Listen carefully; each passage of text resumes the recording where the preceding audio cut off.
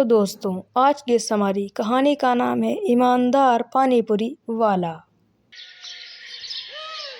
रियाज जल्दी करो बेटा, लेट हो रहे हैं।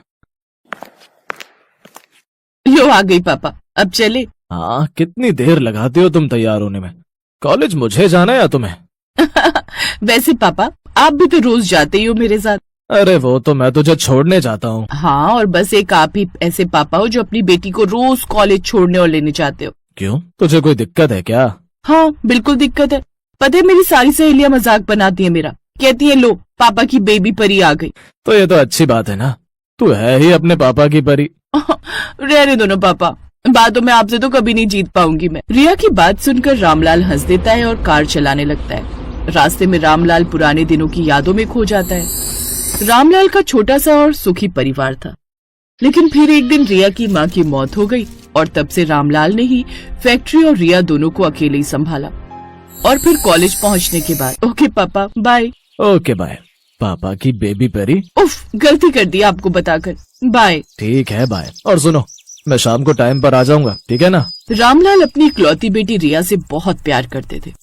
वैसे तो रिया थोड़ी चंचल और जिद्दी थी, पर दिल की बहुत अच्छी थी।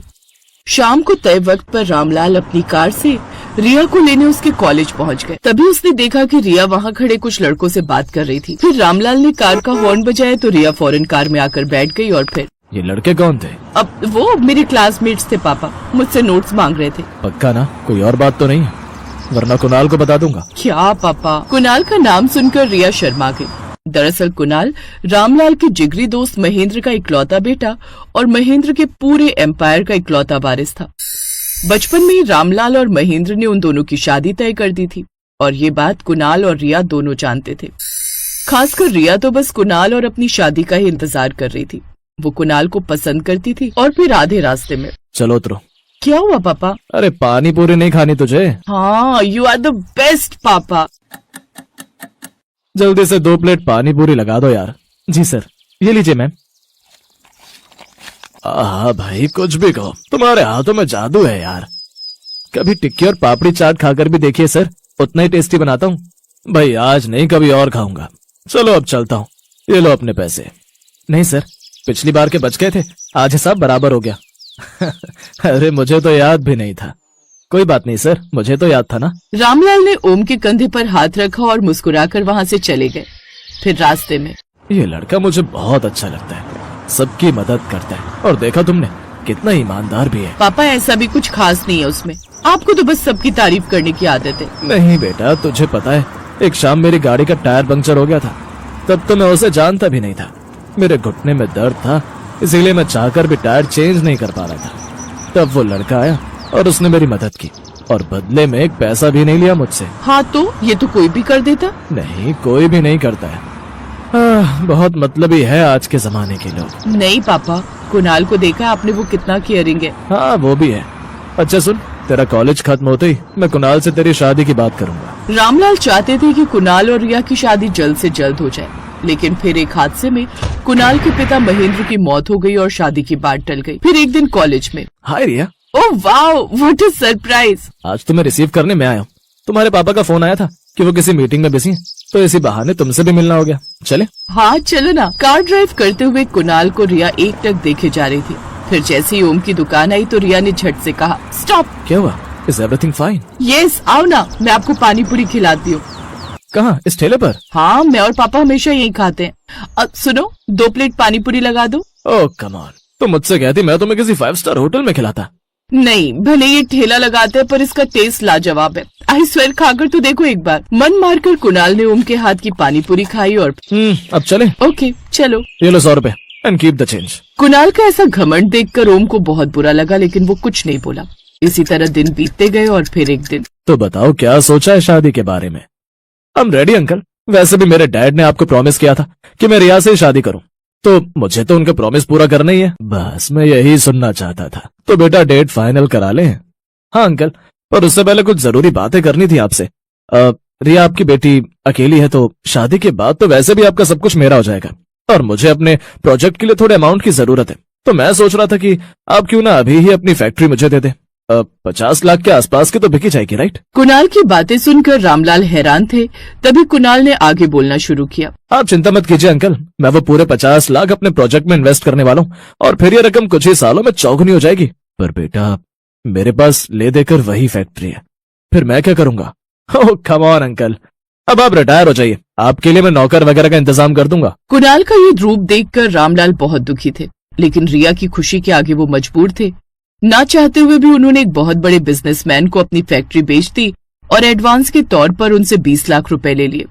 कार में रिया अपनी तो दोस्तों, जैसा कि आपने देखा कि इस लड़की के मम्मी नहीं थी बचपन से ही, और इसके पापा ने इसे पाल पोस कर बड़ा किया। उसके बाद ये कॉलेज पढ़ने गई, वहाँ एक लड़के से इसको प्यार हो गया। उसके बाद इसके पापा ने उसके साथ इसकी शादी के लिए बात कही और वो भी मान गया।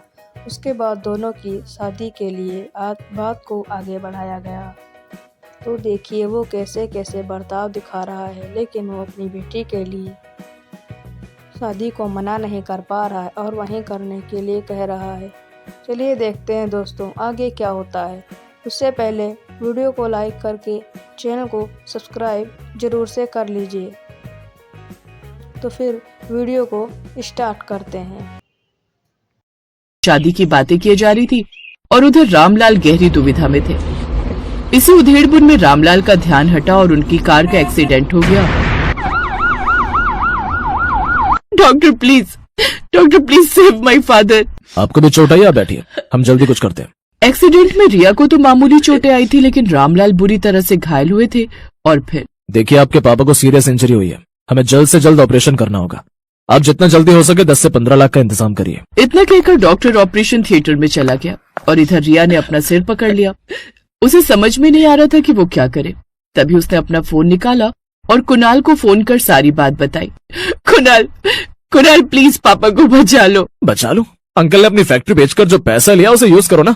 और हाँ सुनो, वैसे तो बात 50 लाख की थी, पर अब 40 भी मिलेंगे तो भी मैं तुमसे शादी कर लूंगा, ठीक है ना? Don't worry. उसने अगला फोन अपने पापा की फैक्ट्री के मैनेजर को किया और सारी सच्चाई जानने के बाद उसका दिल बैठ गया। हे भगवान, अब मैं कहाँ से लाऊं पैसे?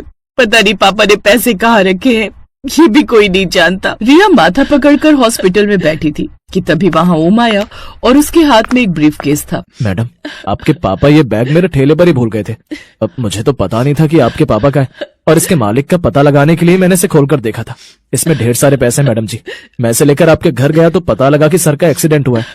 आप दोनों ठीक तो है ना? रिया ने झट से बैग खोला तो उसमें वाकई 20 लाख रुपए थे। रिया को लगा कि ओम उसकी जिंदगी में फरिश्ता बनकर आया है। उसने झट से काउंटर पर सारे पैसे जमा कर दिए और फिर ओम को सारी बात बताई। ओम अगले 2 दिनों तक रिया के साथ अस्पताल में ही रुका रहा। ऑपरेशन के 2 दिन बाद रामलाल को होश आया तो सामने ओम और रिया बैठे हुए थे। सर, आप ठीक है ना? अरे ओम, तुम यहाँ कैसे? सर, वो आप अपना पैसों का बैग मेरी दुकान पर भूल गए थे, मैं तो वही देने आया था। पापा, डॉक्टर्स ने 15 लाख रुपए मांगे थे, मुझे कुछ समझ नहीं आ रहा था। और कुणाल, वो तो बहुत बड़ा लालची और धोखेबाज निकला। ओम हमारे लिए फरिश्ता बनकर आए पापा। 2 दिनों से ही अपने घर नहीं गए, मेरी और आपकी देखभाल करते रहे पापा। ये नहीं आते तो पता नहीं क्या हो जाता। ये कहकर रिया रोने लगी। अब सब कुछ तुम्हारे सामने है रिया। एक कुणाल है जिसे तुमसे नहीं सिर्फ मेरे पैसों से प्यार है, और एक ओम है दिलदार, सच्चा और ईमानदार। अगले पल रामलाल ने ओम के हाथ में रिया का हाथ रख दिया। कुछ दिन बाद रामलाल पूरी तरह ठीक हो गए और उन्होंने धूमधाम से रिया और ओम की शादी करा दी। तो दोस्तों, आपको हमारी ये कहानी कैसी लगी? उम्मीद करते हैं आपको हमारी ये कहानी ज़रूर पसंद आई होगी।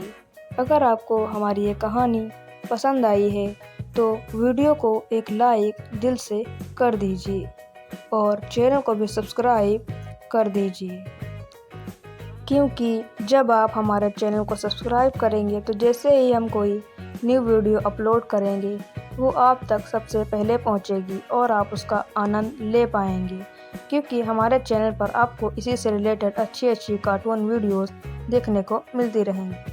तो चैनल को सब्सक्राइब करना बिल्कुल भी मत भूलिएगा। तो मिलते हैं फिर किसी नेक्स्ट वीडियो में।